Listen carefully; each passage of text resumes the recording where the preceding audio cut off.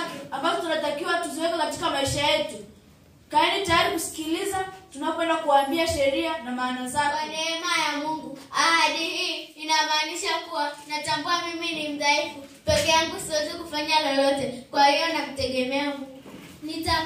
Nitakuwa mpole. Ahadi hii inamaanisha kwamba nitakuwa mwenye huruma na nitasaidia watu walioombwa na Mungu. Nitakuwa mwaminifu. Ahadi hii inamaanisha kuwa nitachagua haki katika kazi na nitakuwa mwaminifu katika masomo na katika michezo. Nitakuwa safi. Ahadi hii inamaanisha kuwa nitaishi maisha yaliyo safi kwa kuepuka kuishi kama wanadamu waovu waishivyo, kwa kufanya yafuatayo: kuzungumza maneno yaliyo safi na kutenda matendo yaliyo safi.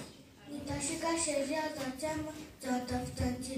Ahadi hii inamaanisha kuwa nitaishi sawasawa na sheria za watafuta njia. Mtumishi wa Mungu. Ahadi hii inamaanisha kuwa nitamtumikia Mungu kwa kila kitu alichonitaka. Nitakuwa rafiki wa wanadamu. Katika chama cha watafuta njia tuna sheria na maana zake. Kaeni tayari kusikiliza sheria za chama cha watafuta njia pamoja na maana zake. Katika somo la asubuhi na kuomba, sheria hii inamaanisha kuwa kila asubuhi niamkapo, jambo la kwanza lililo muhimu kulifanya kusoma neno la Mungu, kulitafakari na kulifanya kwa sehemu yangu ya maisha. Fanya bidii katika mambo yote. Sheria hii inamaanisha kuwa sitaogopa kufanya chochote ambacho ni wajibu wangu kufanya. Nitatimiza majukumu yangu kadiri ya uwezo wangu. Natunza mwili wangu. Mwili wangu ni hekalu la Roho Mtakatifu, hivyo ninapaswa kuitunza.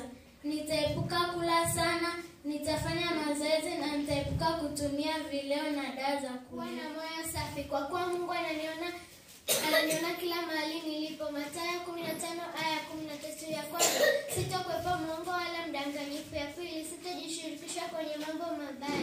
Ya tatu, sitaangalia mambo mabaya wala kujiungana. Adabu na utii. Nitakuwa mtii kwa Mungu, kwa wazazi na kwa walimu wenye mamlaka. Nitafuata kielelezo cha Yesu ambaye alikuwa mtii hadi mauti ya msalaba. Nitaonyesha heshima na adabu kwa kusalimu, kusaidia wazee, wagonjwa na watoto wadogo. Kuheshimu nyumba ya Mungu. Nitaheshimu mahali pa ibada au mahali patakatifu kwa kufanya yafuatayo: kutembea taratibu ndani ya kanisa, kuheshimu kanisa na vitu vilivyomo, kuepuka kunong'ona wakati wa ibada na kuwa na adabu wakati wa maombi. Furahi daima. Taonesha furaha yangu kwa kuimba nyimbo safi. Ninapokuwa mwenyewe au ninapokuwa na wenzangu, ninapokuwa kwenye mambo mabaya au mambo mazuri. Fanya kazi ya Mungu. Sheria hii inamaanisha kuwa nitafurahi kutangaza marejeo ya Yesu kwa sababu ninataka kufanya